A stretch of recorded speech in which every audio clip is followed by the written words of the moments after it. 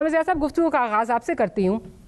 बड़ी मुश्किल से कोर्ट की इंटरवेंशन पर जो है वो ये जलसे की जो है वो इजाज़त मिली थी। उसके बाद अब जो तौजीहात पेश की गई हैं उसमें एक आ गया कि जी security dynamics do not allow us कि हम आपको जलसा करने दें। सवाल यह है कि डीसी जो है वो इजाज़त देता है और कमिश्नर उसको विड्रॉ कर लेता है, तो क्या डीसी जो है वो देर से उठा या कमिश्नर जो है वो सो रहा था? कुछ समझ नहीं आ रही कि ये कर क्या रहे हैं, because at the end of the day जो ये तौजीहात पेश कर रहे हैं इससे सिर्फ पॉलिटिकल मैलिफाइडी की जो है वो बू आ रही है। जलसे की इजाजत को मनसूख करना है, मुअत्तल करना है, ये एक बहुत बड़े मर्ज का एक छोटा सा सिम्टम है। जो असल बात आपने अपने इब्तदाई कलमात में कही ना, वो बहुत अहम है हमारी है। वो आपने जो फरमाया था कि बयानिए की जो मजमूई लड़ाई है उसमें आपको हुकूमत जो है पिछले बैक फुट पे नजर आ रही है, और उसके पास अगर मुझे आप कहने की इजाजत दें तो मुझे तो कोई बयानिया नजर नहीं आ रहा है उनका। मतलब देखिए ना, उनकी लेजिटिमेसी जो है वो क्वेश्चन मार्क बनी हुई है, मुल्क के अंदर भी है क्वेश्चन मार्क और बैरून मुल्क भी। अमेरिका जैसे अहम मुल्क की अगर कांग्रेस ये कहती है कि 8 फरवरी के इंतखाबात जो है क्वेश्चनेबल है, तो फिर तो है ना। और आप इसको मतलब है आवाज़ खल्क को तो आप नकार खुदा ही समझना चाहिए। मुल्क में भी यही सूरत हाल है, जितनी हिज़्ब इख्तिलाफ की जमातें हैं तमाम की तमाम ये कह रही हैं। कौन सा NGO या ह्यूमन राइट ग्रुप जो पाकिस्तान में काम करता है वो कहता है कि जी ये इंतखाबात जो थे साफ शफाफ हुए थे, या पाकिस्तानी जो यार्ड स्टिक है उसके मुकाबले में भी। देखिए मुतनाज़ तुम्हारे हर इंतखाबात होते हैं, लेकिन कहने वाले कहते हैं कि इन 8 फरवरी के इंतखाबात में तो अगले पिछले तमाम रिकॉर्ड तोड़ दिए, पामाल कर दिए। यानी कि कोह हिमालय एक तरफ था और वो छोटी सी नॉर्थ नाजबाद की पहाड़ी जो बाकी हुआ करते थे ना जी। तो ये लोगों में मजमूई तासुर है, गलत है सही है, इस पर मैं बहस नहीं करा, लेकिन तासुर ये है हुकूमत इसको बदल नहीं पा रही है। फिर आपने जैसे कि बिल्कुल दुरुस्त फरमाया कि आपको माशी पॉलिसीज में एक मतलब है वो नजर आ रहा है कि आपने कोई ऑस्टेरिटी किफायत शारी के मेजर्स नहीं लिए, आपने इंसानी खर्च को कम नहीं किया, और आप अवाम पे टैक्स लगा के समझते हैं कि वो कम पैसों में गुजारा करेंगे। वज़ीर आज़म हाउस के पैसे बढ़ा दिए, सदर प्रेसिडेंट हाउस के पैसे बढ़ा दिए, आप गिनते चले जाएं। वहां पर इनकी शाह खर्चियां वैसे ही हैं, बड़ी बड़ी गाड़ियां आज भी खरीदी जा रही हैं, फॉर्च्यून्स हैं, प्राडो है और पता नहीं क्या क्या। मैंने जैसे एक अर्ज किया था फाइनेंस मिनिस्टर से, मैं इंटरव्यू कर रहा था, उसमें मेरा एक वो सवाल था कि भाई आप ही तो करते कि हम कम पैसों में गुजारा कर लेंगे, आपने क्यों नहीं किया? कम से कम तेल का खर्चा ही कम कर देते, फ्रीज कर देते। क्या वजह है कि 22 से 62% आपने बढ़ा दिया? ठीक है ना, तो कोई उनके पास माकूल जवाब नहीं है।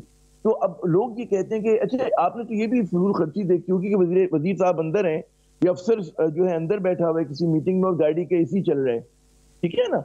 तो पहले ही मामूली बात लगती थी, लेकिन अब लगता है कि बच्चे के आपने हाथ से गिलास का दूध छीना है और उनकी जो गाड़ी के एयर कंडीशनर चलना शुरू हो गया। तो ये जो अवाम में और हुक्मरानों में खलीज है बहुत बढ़ती जा रही है। फिर आप देखिए कि इतना अहम दहशतगर्दी के खिलाफ लड़ना हमारी बहुत कौमी जरूरत है, उस तक को इस गवर्नमेंट ने मिस हैंडल किया है, जिसपे एक कौमी इत्तेफाक राय होना चाहिए था। अच्छा मैं क्यों कहता हूँ हुकूमत की जिम्मेदारी है, हिज़्ब इख्तिलाफ की जमातों का कसूर नहीं है। आपने मतलब बगैर होमवर्क के, बगैर लोगों से कंसल्टेशन के, डिस्कशन के आपने एक चीज अनाउंस कर दी, जिन सूबों में होनी है वहां के लोगों को एतमाद में नहीं लिया, वहां की सिविल सोसाइटी को, वहां के फ्रंटलाइन स्टेट्स को आपने एतमाद में नहीं लिया। बिल्कुल बिल्कुल। अच्छा उनसे बात ही नहीं किया आपने, तो भाई कसूर आपका, उनका थोड़ी है। ANP का नहीं है, JUIF का नहीं है, पीपल्स पार्टी का, अगर वो मुझे नहीं पता वो कहाँ खड़ी है, लेकिन PTI का नहीं है।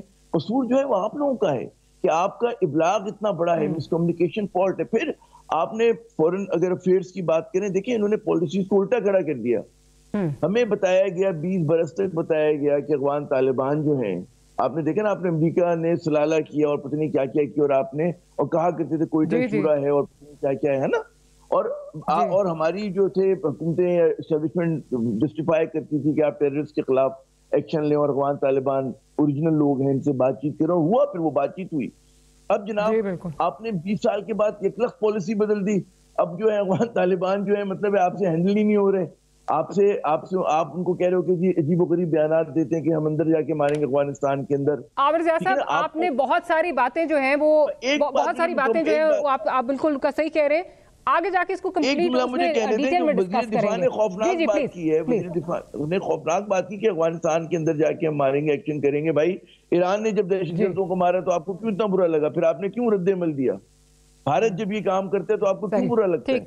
और फिर अफगानियों की हिस्ट्री तो देखें आप, उन्होंने भी NATO US led NATO forces का मुकाबला किया है। तो आप सोचिए समझिए तो ये कर क्या रहे हैं जी। हाँ भाई, गंग हो अप्रोच हर जगह जो है वो अच्छी नहीं लगती, सोच समझ के जो है वो बात करनी चाहिए। और हर चीज़ हेडलाइंस के लिए और पार्लियामेंट में तालियां बजवाने के लिए नहीं होती। मैं ज़रा हसन अयूब साहब की तरफ चलती हूँ। हसन साहब, क्या हुकूमत को इतना ज़्यादा आपको लगता है क्योंकि खौफ है इमरान खान साहब का, इमरान खान साहब की पॉपुलैरिटी का, और फिर ऑफ कोर्स उसके साथ कपल्ड जो अपने इस वक्त इकदामात हैं, कि हुकूमत ये जो है वो इजाज़त नहीं दे रही उनको कहीं भी जो है वो जलसा करने की? मतलब ये आफ्टर थॉट जो आई है कि जी कमिश्नर जो है वो मनसूख कर रहा है, डीसी ने दे दी थी, हमें याद नहीं था, पता नहीं था कि हालात कैसे होंगे, मुहर्रम आ रहा है, ये बड़ी आफ्टर थॉट्स जो है हमें लगती हैं। मतलब आप ये देखें, यहाँ पे डी चौक है, वहाँ की इजाज़त नहीं मिली, F9 पार्क वहाँ की नहीं मिली, फिर उसके बाद आप रवात की बात करें, वहाँ की नहीं मिली, दूर जाके तरनौल की मिली, और उसको भी आखिरी मिनट पे जो मनसूखी जिस तरह की है उससे तो बार बार ये तासुर मिल रहा है, और हुकूमत ये खुद तासुर दे रही है कि इमरान साहब एक बहुत मकबूल लीडर हैं और हम उनको काउंटर किसी तरह करना चाहते हैं। नहीं, लेकिन बिल्कुल ये एक तासुर यकीनी तौर पर कुछ लोगों को इस तरह का तासुर जरूर मिला है, लेकिन इस तासुर के साथ साथ ये तासुर भी जोर पकड़ गया है कि तहरीके इंसाफ को आज भी माफी नहीं है। आप ये बात भी समझे कि तहरीके इंसाफ आज भी अपना जो पॉलिटिकल राइट है वो इस्तेमाल नहीं कर सकती जो कि पब्लिक गैदरिंग का है। अब इसकी बुनियादी वजूहात हैं, 9 मई ये कर गुजरे हैं, अब 9 मई के ऊपर माफी अभी तक इन्होंने मांगी नहीं। 9 मई के मुकदमात जो हैं वो अदालतों में जेर इल्तवा हैं, इधर मिलिट्री कोर्ट्स वाला जो है वो वहां पर पेंडिंग है। तो ये चीजें जो हैं जब दरमियान में लटक रही होंगी तो फिर ये चीजें भी दरमियान में ही लटकती रहेंगी।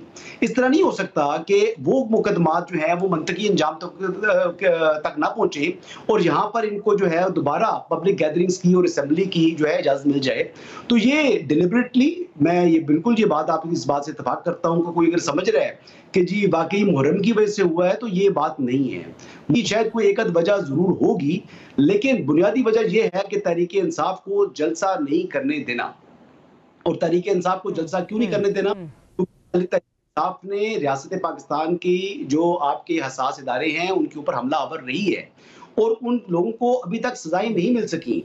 तो फिर किस तरीके से उनको इजाजत दे दी जाए कि आज फिर आप लोगों को मोबिलाइज कर सके और मोबिलाइज करने के बाद आप फिर किसी दिन जो है वो हमला आवर हो जाए। आज तो मैं देखिए, if you allow me to interject, इसी से एक बात करना चाहती हूँ। आप क्योंकि कोर्ट्स को कवर करते हैं, बड़ी करीब से आप देखते हैं, डोंट यू थिंक कि ये अब जो बयानिया है कि जी 9 मई के जो लोग हैं उनको सजा नहीं मिली, बिल्कुल सही है और उस वजह से चीजें आगे नहीं बढ़ पा रही, लेकिन इस पे भी जो है वो onus is again on the supreme court. बेशक स्टे लिया हुआ है, लेकिन आप इसको आगे जो है वो मूव कर सकते हैं। चीफ जस्टिस पे ओनस जाता है कि इस चीज को आगे बढ़ाएं, बिकॉज कितनी देर तक हम ये कहेंगे जी स्टे हुआ हुआ है इसलिए नहीं हो रहा है, कुछ तो उसको मंतकी उस पर फैसला होना चाहिए ना।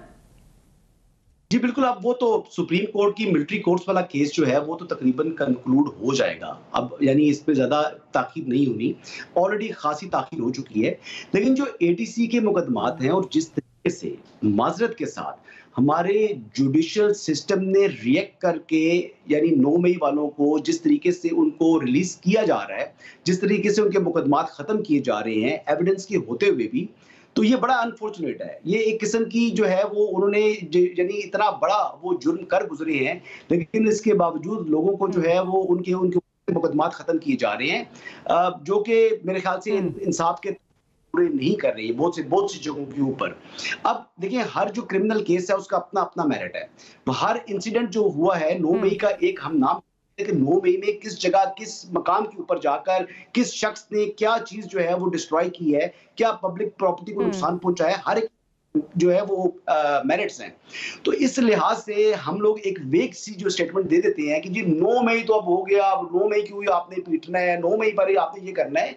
तो लिहाजा बात ये है कि विद ऑल रिस्पेक्ट मैं बिल्कुल ये नहीं कह रही, 9 मई का जो भी लोग हैं जिन्होंने 9 मई में मुलव्वस हैं उनको कैमरे किरदार तक पहुंचना चाहिए, बट हम ये पीटीआई को जवाब प्रोवाइड करते हैं कि जी हुकूमत तो दिखा कुछ नहीं रही, या प्रोसिक्यूशन अगर वीक है और एविडेंस नहीं सामने आ रहा तो that puts them on a strong footing. मैं तो सिर्फ ये बात कर रही हूँ, नो वन इज एंडोर्सिंग 9 मई कि 9 मई को जो हो गया उसको भूल जाएं, या वो उसको कोई नहीं भूल सकता, जो जिन्होंने किया उनको कैफरे किरदार तक पहुंचना चाहिए। लेकिन पीटीआई को आप एक स्ट्रांग फुटिंग तो ना प्रोवाइड करें ना इन चीजों से, जब आप प्रोसिक्यूशन आपकी वीक है, एविडेंस आप प्रेजेंट नहीं कर सकते, दैट स्ट्रेंथन्स देयर केस। नहीं, देखिए कई जगहों के ऊपर प्रोसिक्यूशन मौजूद थी, लेकिन एक किस्म का जो सॉफ्ट कॉर्नर है वो आगे जो है वो बहुत ज्यादा आया और वो बहुत ज्यादा तरीके से सहूलतकारी जो है वो फराम हुआ। ये ऐसी बातें नहीं है। देखिए हर केस की अलग अलग मेरिट है ना, मैं किस किस की बात करूं। आप ये देख लें पंजाब के अंदर हुआ है बहुत से मुकदमात के अंदर, यानी सवाए गुजरांवाला के अलावा किसी जगह कोई कन्विक्शंस नहीं हुई। आप ये देख लें कि आपने केपी के आपको याद होगा कि कितना जो है वो रेडियो पाकिस्तान की बिल्डिंग को जला दिया गया। वो लोग तो थे ना, किसी एक बंदे को सजा मिली है? आप बताएं कि वो मोटरवे की जो टोल प्लाजा था नजर आते, किसी एक बंदे को सजा मिली है? क्या लाहौर के अंदर जो आपका कोर कमांडर हाउस है उसको जला दिया गया था, नजर आतिश किया गया, किसी एक बंदे को उसको मिली सजा? मियां वाली में तो तमाम के तमाम लोगों को उन्होंने जो है वो जमानत